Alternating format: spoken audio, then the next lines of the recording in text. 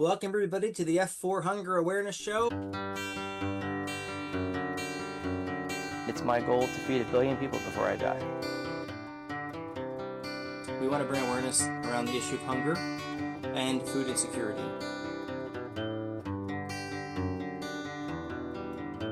7 to 8 million people served so far. With the sole goal of eradicating world hunger by connecting sources of food to recipients in need. Fiorenza's Food for Friends. Hi, Derek Fiorenza with the F4 Hunger Awareness Show. And I'm very excited because we have a great guest today, Mr. Steve Liberace and fellow Paisan. Steve, welcome to the show. Hello, Derek. Thank you for having me. Excited to be here. So you and I found this out a couple weeks ago because we were working together on the F4 Westchester Chili Cook-Off, but you played at my cousin's wedding, Lauren Delagrado. Back in the day, yes, Lauren and some mutual friends used to come out to Jitters right there in the borough. That's where it all started for me when I came back from college. Jitters was the first place that booked me. And then I ended up playing, my goodness, probably over 1,000 shows there. I'm not even exaggerating because it was over like 20 years and I was playing there once a month. And during that time, at some point, your cousin and her crew were Jitters regulars. So they were forced to listen to me and whatever entourage of musicians, because I've had, a couple different versions of, I've played solo there. I've had some different drummers over the years, different bass players and so forth and so on. So yes. Amazing. So Steve, I really want to get into how you started in music. I've heard you play. You're phenomenal. You played last Oh, year at thank you. you're welcome. You played at our chili cook-off last year, and I had heard you at the wedding too. And every time I hear you, it's incredible. Last year you did not have a band at the cook-off; it was just you. But it Yeah. sounded like you had a band. I don't know how you were able to make it sound like you had so many instruments when it was just you playing. Yeah. What got you started into music? Well, I come from a musical family. It basically, the Liberaces, you're you're indoctrinated in a couple ways. You have to pick an instrument at a young age. You have to learn how to play chess, and you have to study Latin. Those are my dad's requirements. So, my dad played piano. I chose the guitar because I was like many folks, very fascinated by the Beatles. So Paul McCartney was one of my idols. And when I heard the song Blackbird from the White Album, I decided that's a song I want to learn. And I started taking some lessons, first at school, but really didn't click for me until shout out to Taylor's Music in Westchester, which has been a staple. I mean, they've been there right on Gay Street for decades, but probably 50 plus years.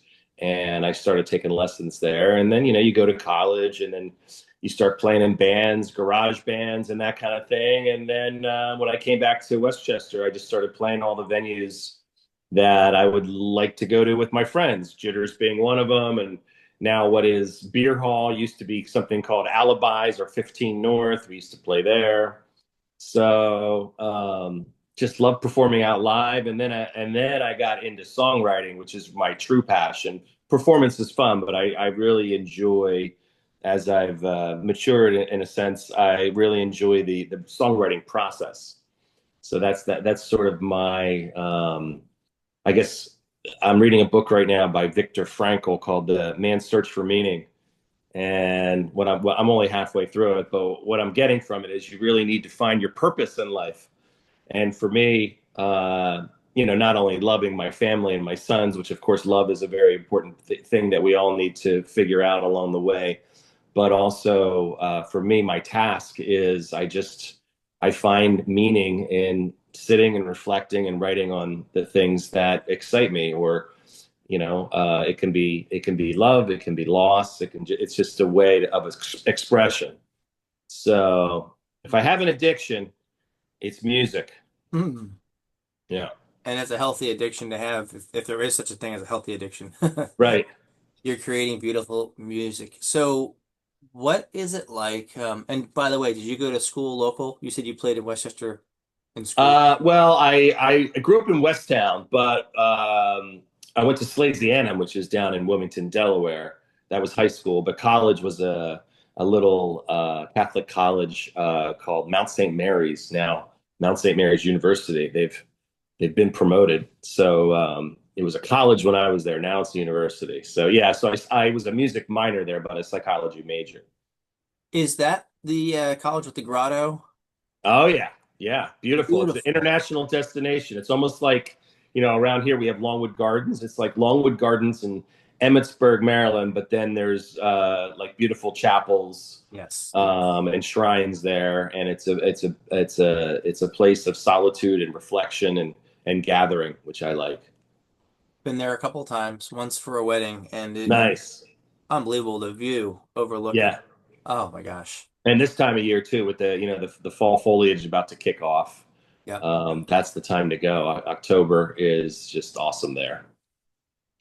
So you started by learning the Beatles and other band songs, Yep. and today it's a little easier because a lot of the chords are all available online. But Oh yeah. back then, is that how it was, or how did you learn it by ear? Or Well, so I had some really great teachers who, um, and I'm hoping that it's still. I haven't taken lessons in a while. I think it's fine, whatever stage you're at with an instrument. I think it's great to dip your toe back in because there's always someone that has gone before you, and it's like the word sensei. Doesn't mean karate master. It just means the one who has gone before. And it's always good to dip your toe back in. But when I was coming up, there were teachers who were very set in their ways. They're like, listen, I can give you a book of songs, but I'm going to teach you how to listen to chords, and you're going to be ear trained. And so that's a great skill to have. It's frustrating at first, but yeah, the idea is most songs I can hear after a couple listens. If I sit with my guitar, I can. That's generally how I learn. And now with YouTube, it's sort of like I like to stumble through the song on my own, and then I'll go to say YouTube and just see if I'm in the ballpark. And I mean, I've never been one to say this song has to be done the exact same way it was recorded. I kind of find I don't find meaning in that. I really like my favorite covers of bands that are playing full time and recording and touring is when they put their own twist on it. So I've always felt like that was a strength I've had, and that's partially because I'm probably a little lazy because I don't want to sit there and get into every note that was performed. I just enjoy being innovative and bringing my own take and perspective on it. so you listen to the music, and then you basically you're able to get it close enough. That's for the chords, for the notes too. Yeah, well, all the soloing I do, because you had mentioned earlier when I was playing solo, I use a looping pedal, and for anyone that may not know what that is, it's just a pedal, a digital effect that allows you to start a chord progression, and you kind of digitally tape it together. You start it and you end it, and then it loops. It keeps playing over and over again. So let's say you have three chords. A lot of songs are three chords. Some of the best songs are three chords. And then you can use your knowledge of scales, and different notes to play over it. So I never played the same solo. And Frank Zappa taught me that too. It's much more fun and way cooler just to come up in the moment with whatever you're feeling. I'm a big believer in that. So once you have the basic chords, you can go anywhere with it as long as you stay within, say, the framework or the key of the song. How many songs are in your catalog or your mind? Well, yeah. So I have an iPad now, which is sort of a crib sheet, and there's probably 300 songs in there, and that's just covers. I probably have about 100 originals. So they're all there a click away when I'm playing live. We tend to focus because I play with other guys, and at the chili cook-off, I'll be with my drummer and my bass players, Steve Pompeo and Joe Roberts, great guys. I've been playing with them for more than 20 years. We generally stay within like the same 75 songs and whatever the time allotment is. So like if we're going to get two sets in, that's generally maybe 10 songs a set.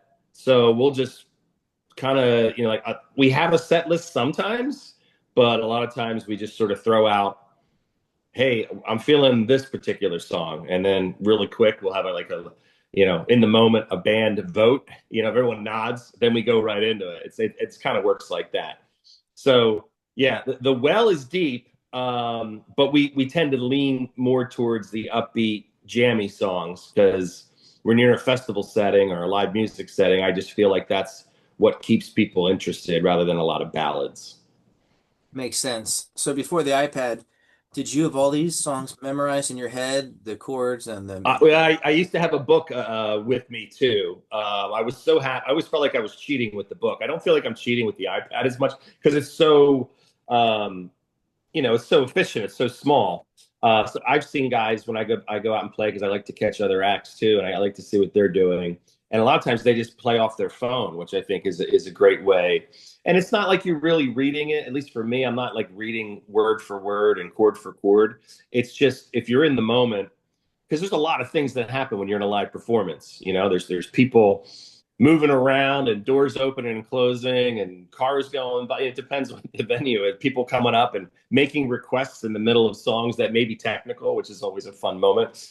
So it's just nice to have. It's almost reassuring just to have a little what I call a crib sheet. In this case, is a digital crib sheet. But yeah, I used to have a songbook that was, you know, 200 pages of what I had typed out. So that is now sitting in my storage unit somewhere. And maybe my grandchildren someday will flip through that and say, wow, Pop he typed up all these songs and he had to like flip through these when he played live. I don't know. I saw the Goo Goo Dolls this summer, and any live act, it's amazing. They play and they don't have they're just doing it all in their mind.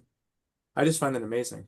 Well, it's if you're on the other side of the stage, right? Because I've been to events where if I'm backstage, um, you can see from their perspective. A lot of times they have ground monitor. It looks like a sound monitor, but it's actually a lyric monitor. Really? Yeah, so it looks like to the crowd out front. It looks like they just have a floor monitor for sound purposes. But if they have, what a lot of the musicians now they use the earbuds because Yes. the mix is in the ears. So if you see them with earbuds in, but there's stage monitors, those monitors are the lyrics. Oh my gosh, I did not know that. Yeah, it's just sort of a very low key way because I mean, take example for I went and saw the Grateful Dead Yeah. 2 summers ago, and John Mayer's playing guitar for the Dead now. He's fantastic, and he absolutely I know for sure because I've seen footage. He has all the lyrics scrolling in front of him, but at his feet. Does he look at them and read them? Probably not because he has played the song so many times. But your mind wanders, and sometimes it's nice to look down and say, "Yep, okay, I'm in the second verse right now, or we're about to go to the chorus." It gives you a little bit more confidence, so you can play with the audience more and not get completely lost. Steve, how many shows have you played in your career? Oh boy. Well, I started in college, playing frat parties and that kind of a thing. Not at Mount St. Mary's, but at Gettysburg University. That was my first paying gig, which I was 19 years old. I couldn't believe it. They're going to give me money and free beer to actually play these songs you know, that we've been working on in the garage here on campus. And then it became a real regular thing for me where I was playing 10 to 20 shows a month over 30 years. I don't know, whatever the math is there. I don't know, 4 or 5,000 shows, maybe something in that ballpark. I like to think there's a book by Malcolm Gladwell, and he talks about, I'm not sure. 10,000. Yeah, the 10,000 hours. I feel like I think I've achieved the 10,000 hours just on live performance. I'm pretty darn close because you figure most shows are about 40, you do 3 45-minute sets or 3 1 hour sets. So that's in one gig, you're getting 3 hours of that 10,000 hours in, not to mention all the rehearsal time leading up to that. What's the longest show you've ever played? Um, well, for example, I played up in the Poconos this past weekend. In fact, my backdrop, let's see there. It's awesome. Yeah, this is where I played on Saturday and Sunday, and um, I just set up my stuff and I played all day because it was just fun. and I opened the guitar case, and you can make about $100 an hour just with your guitar case open in a tourist town. So anyone again who's interested in, but we call that busking. The only place I do it is in the Poconos. It's the only place I've ever done it.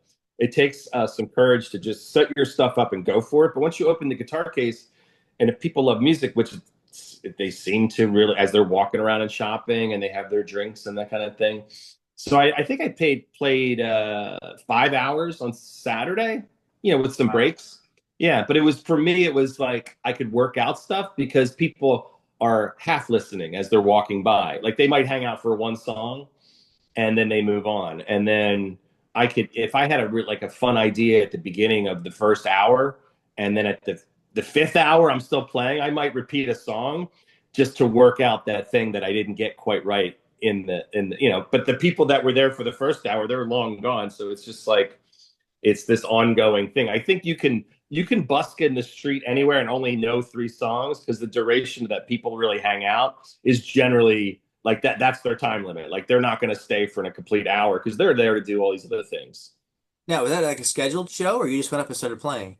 I know the owners of the shop behind me, Horizons, and I knew the weather was going to be beautiful this past weekend, and I just shot her a text. I said, I just want to come up and I'm going to get a hotel room and chill. Is it cool if I plug in and play? And she's like, absolutely. And because they know when I do that, it increased the traffic. I mean, much like the Chili Fest or the Chili Cook Off, it's going to just be a value added bonus to already a fun day.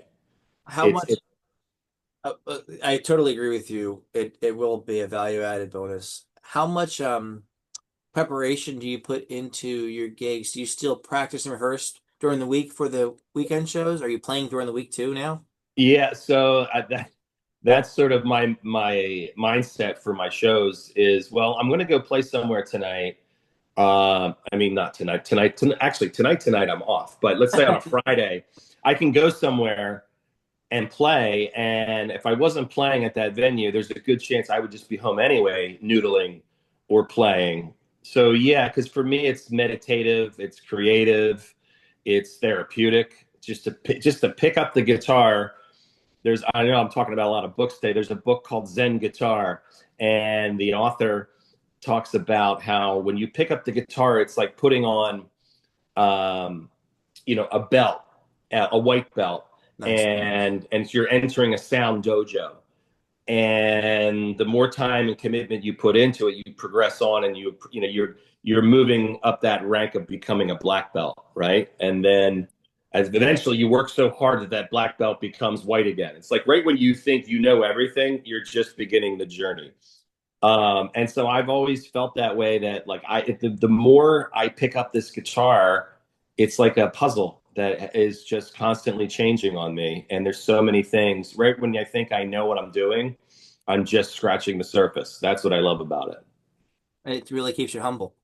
Yes. Yeah, I'm an average player. You look at That's guys not like, true, Steve. You're I an mean, well, I amazing mean, guys player. I idolize like Steve Vai, Joe Satriani, Yes, Jeff well, Beck. yeah. You look at these guys, and it's just mind-boggling. And like I want to approach their greatness, but it is a journey. I don't have to be them, but I want to get to the place where it's just so fluid and so second nature. Yeah. It's like breathing. It's like the Japanese word is mushin. Mushin is flowing like cloud and water, like just air and vapor. And we're getting pretty deep here, but that's how I like to think of my guitar playing and my songwriting. I just want it to come from a place that's natural, instinctual, and then I'm hoping that'll resonate. It resonates with me. I'm hoping then the next level is maybe this will resonate with someone else. Maybe there's something I'm saying that is relatable. You're talking about having an influence and impact. Yeah, I mean that's not the ultimate goal, but it is in the back of my mind. Because sometimes if I'm writing something that's just completely about me, I'm feeling that might be narcissistic in a sense, but it is therapeutic. But I think that if we can, as songwriters, find a way to write something that is from within, that others can relate to, it may help them. Let's say you have a song you're writing about love or loss, they can relate to it because maybe they don't know how to articulate that feeling. Yep. And music for me, like it's that feeling you get. Derek, have you ever like heard a song and you just get chills? Oh yeah. Like that I'm chasing that. Like I want to write songs now that give not only myself chills, but someone else. Like I think that's a really cool moment. And like that's when I know I'm heading in the right direction. Yeah, you're telling a story that you can feel. Yes. That's really cool. So what is the songwriting process like? I would love to, you've written over 100 songs. I'd love to kind of get into your Yeah. psyche. How do you write a song? Do you start with the guitar? Do you start with the piano? Do you start with just a pad of paper? How do you get inspiration? The simple answer is the rules for songwriting are there are no rules. So when you talk to different songwriters, they might say, "Oh, the lyrics always come first." All right, talk to other songwriters. "Oh, for me, the music always comes first." I don't have that experience. I have moments where I'm noodling. It could be later this afternoon, and I'm like, "Oh, there's something there." And so then I put that aside. And the great thing about technology, you have your phone. There's a voice memo. I use my voice memo. There's probably 100 new songs that are fragments on my phone. Thank God it's backed up in the cloud because if I lose my phone, I lose 100 songs. But and there's just fragments there. And then when I have the next available moment, then maybe I'll just stop and think, well, what is that? What is that little riff, that little lick, the chord progression? What could that represent? And I try and tie it together with maybe something I recently experienced, or maybe something that's happening. Yeah, and I don't write songs that are political. Um, that's not my strength or my desire. I just try and draw from my own personal experience, Yeah. which again hopefully captures the human experience. So that's a long-winded answer of saying I don't have a specific book on or protocol to write. I think the best protocol is to not have one because then you're not limited. How do you know if a song should be better with acoustic or electric in a band? Yeah, I'm going through that right now because I'm going back. In fact, after we do this call, I have to send 3 demos, which are just voice memos, to the producer and engineer at the studio where I am recording this fall at Milk Boy. And that all the demos I'm sending, they're on acoustic. But what happens is we make the beats and sort of structure the song with the acoustic demo, but then through the songwriting build, if you will, that's when the decisions are made. That's really what producing is. That's when you're like, it'd really cool if we replace this acoustic now with an electric, or maybe during the chorus we drop in the electric. And that's where the fun happens. That's what I call the digital playground, where you're just having fun layering sounds.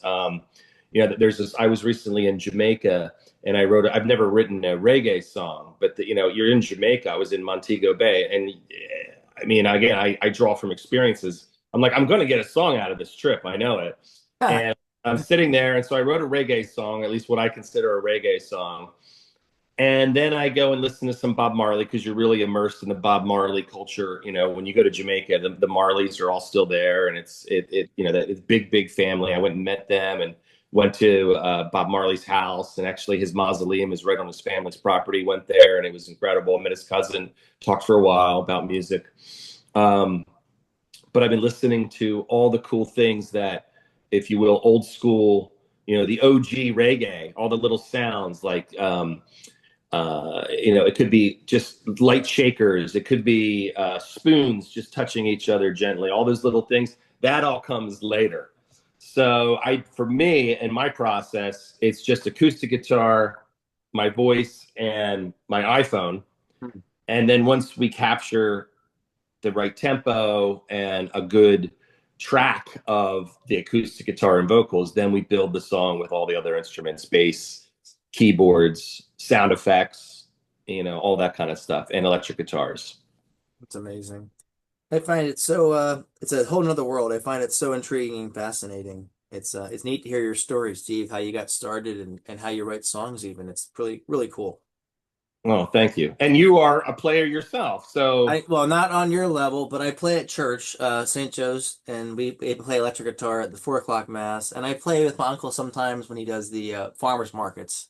nice. I enjoy it. And the cool thing about music, and this is, I think you're Catholic too. So the thing about the church I learned years ago is the church meets you where you're at. You have people that want to really engage. You've got your priests, and then you've got lay people that maybe come Easter and Christmas, but they're still part of the church.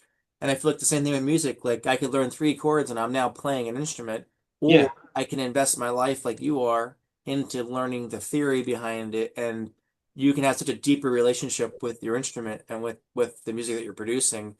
And I'm like trying to do that. It's hard with work and everything, but I love the it's really keeps you humble. I love the learning aspect. It's like aspirational to continue to improve at this craft. It's so cool. Yeah, it's if I had to liken it to anything, metaphorically, it would be like cooking. Yep. Someone who's a great chef, they weren't a great chef at some point, but they Yeah. kept at it, and because it brought uh, joy to their life.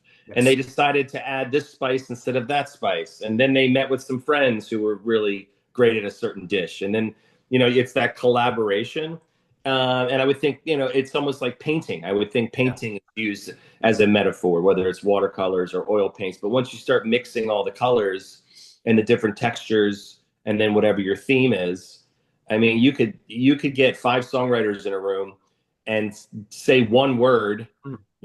like cow, Hmm. and everyone would come back with five different versions of what the song cow is about, you know? Yep. And Yeah. I do enjoy that aspect of it too. There's no wrong answers, it's Yep. like it's such a great fun way to express oneself because it's so subjective. And uh, relatable, like you said. yeah. Ability to relate. So tell us a little bit about I'm going to pull up your social media so we can find out where to follow you. Tell us a little bit about the philanthropy work and some of the venues you play at professionally with your music, but also now you're doing the charity event with the cook-off. Tell us about some of these venues that you typically play at. This is your website, Yeah, steveliberace.com. that's it. SteveLiberace.com. It couldn't be any more simple. Um, so shows coming up. I have regular shows if we're focusing in the Westchester area at Four Dogs Tavern. I do an acoustic set there. I have played at Beer Hall. I have some Iron Hill shows in the books. I just got booked at Grain. There's one in Kennett Square. There's one in Newark, Delaware.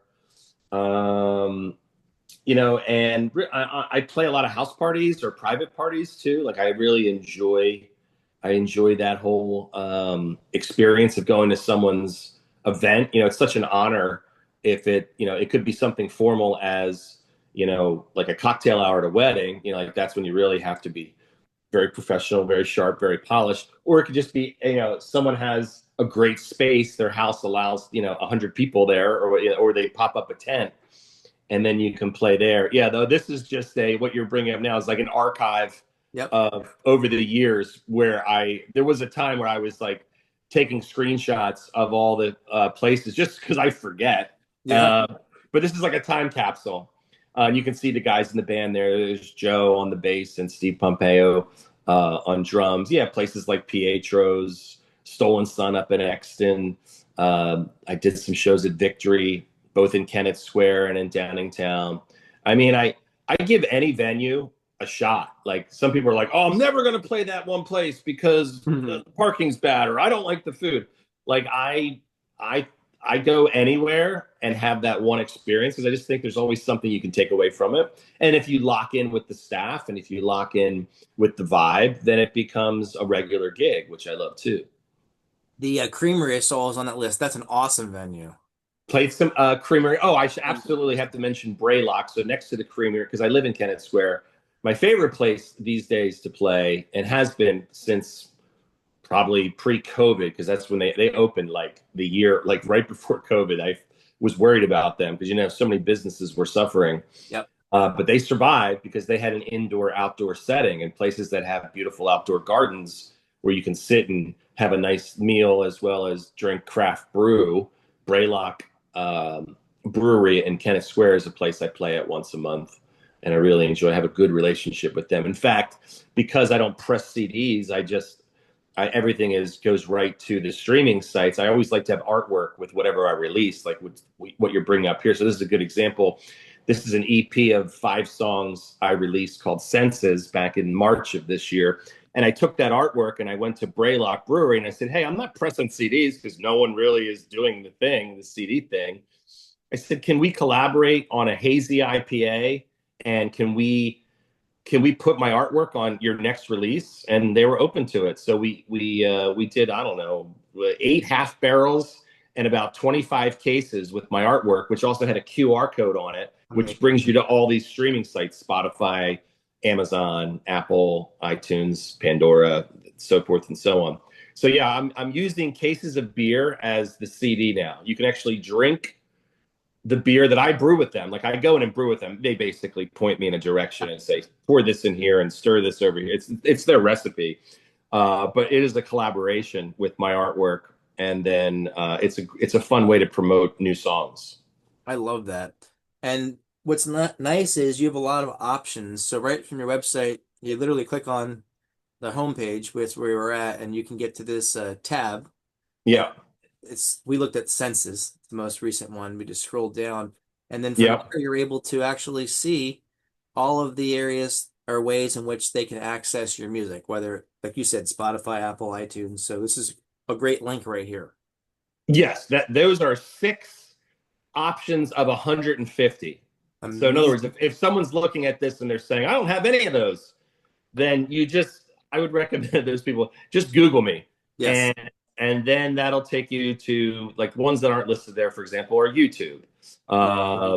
And there's so many providers. I didn't even know. I just know when I went to the digital distributor and they said, "Do you want this on every available streaming app in the world?" And that's the beauty of digital distribution. I say yes. Yes. And you're not making as much money on certain platforms, but for me, it's not always about that. It's about reach.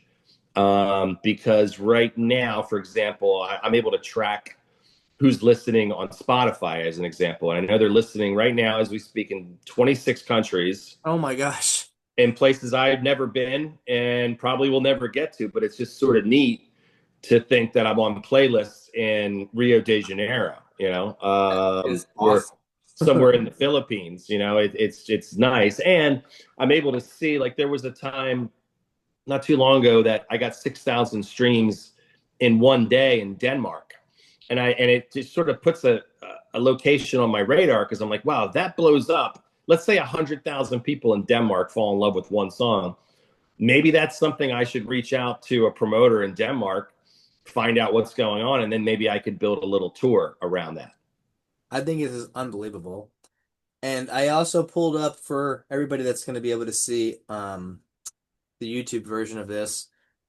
Your Instagram, Steve, it's Sliberace, Yep. and you have a good following there. And then also on Facebook too. They can follow you, Steve Liberace, on Facebook as well. Yeah, it's social media can be overwhelming, meaning, like, my music's available on TikTok, for example, but I don't even have the TikTok app. But I know that people who have TikTok accounts that live and die by TikTok have created videos using my music, for example.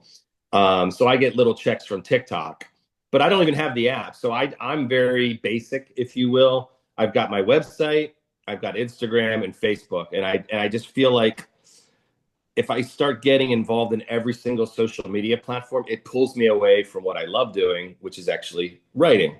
Yep. And I don't making, like I don't like scrolling. I like writing. well, you're good at it. And we'll include all those links in the show description on YouTube and Spotify. But this is great. So I guess in closing, you're volunteering again this year. You're back at the F4 Westchester Chili Cook-Off. Why are you you're so accomplished? Why are you willing to give your time to support a charity? You're volunteering your time to help us out. Why is it important to you to give back? Well, I'm from, maybe it was the way I was raised. God bless my parents, who are no longer with us, but they raised me right, and my 2 brothers. I just feel like it's really important, especially in the local community, because I'm a Westchester guy, grew up in Westtown. I actually may end up in Westchester tonight hanging out with friends. I know tomorrow we're going to be going out in Westchester. It's a buddy of mine's birthday from Slasianum. But I just think it's really important to give back. I do several charity events every year. Don't expect a dollar back. They're a lot of fun. The energy is always right. I mean, I think the vibe of an event like the cook-off is magical. So kudos to you, because there is something that we can't even put our finger on exactly Yep. about helping others, especially those who need it most. Because I'm blessed. I mean, I can't complain. I'm sure I can complain, but who wants to listen? And we can all complain about stuff. But when I look at what I have and the opportunities I've been given, and then I get out in the world and I see other folks who are struggling, I want to help them, and I want to be a part of something that's bigger than me and just my own little agenda. I just think that's a real important part of being in the position that I'm in. So I'm happy to do it. I'm honored to do it. I'm looking forward to it. I can't wait. I hope the weather plays. Like, my only concern that day is the weather. I'm sure that's on your mind too. We'll just say the weather will be amazing. And even if it's not perfect, it'll be good enough to have an incredible, fun experience with family and friends. And we're excited because we received word last week that you're going to be playing on the courthouse steps, the historic courthouse steps. This is great. I hope there's no warrants out for me, because that'll make it very easy for them to take me in. I think I have a pretty clean record, but yeah, that's a huge honor too. So I'm really, really excited about that. And I think it's going to be a lot of fun for, Westchester University is a big part of Westchester, and so I'm really hoping that the next generation comes out and they contribute and they can see how much fun it is. And, again, it's something that they can be a part of that isn't going to break the bank, and they're giving back to the community. And I really hope that all ages are there and they get something from it, because they're definitely giving something to it. Yeah, that's so kind of you to say, Steve. We're beyond grateful that you're helping, because without you and the other musicians being so generous with their time, it would make it much harder to pull off an event of this magnitude. There really isn't any other hunger awareness event in our county. So this is the signature hunger awareness event. And what we're doing is we're standing up for those people that are most vulnerable, those that are food insecure. They've fallen on hard times, they've lost a job, they're dealing with medical debt, disability. Those people are not, they're going through life by themselves, and a lot of times they don't have access to food. So the work that we're doing is important because we need to Yes. love them. We need to serve them and support them. And it wouldn't be possible though without you being so generous and taking the time to help out this cause. So we really appreciate it. Oh, no, I appreciate the honor, and I hope we can pull it off this year and do it again next year. Amen. All right. Well, great. So again, this has been an awesome spending time with you, Steve. I hope everybody does follow you on all of your streaming platforms, Steve Liberace, on Instagram, on Facebook, and all of the streaming platforms. We'll include those links in the Nice. Thank you. episode, yes, that we upload. And feel free to book Steve if you've got an upcoming opportunity. Those house parties sound fun, or any local restaurants. He's obviously always looking to get out there in the community and play. So please consider Steve when you're looking at potential musicians. Awesome. Thank you, Derek. You're welcome. With that, I am Derek Fiorenza with Steve Liberace. This is the F4 Hunger Awareness Show. Thank you for your time. Peace.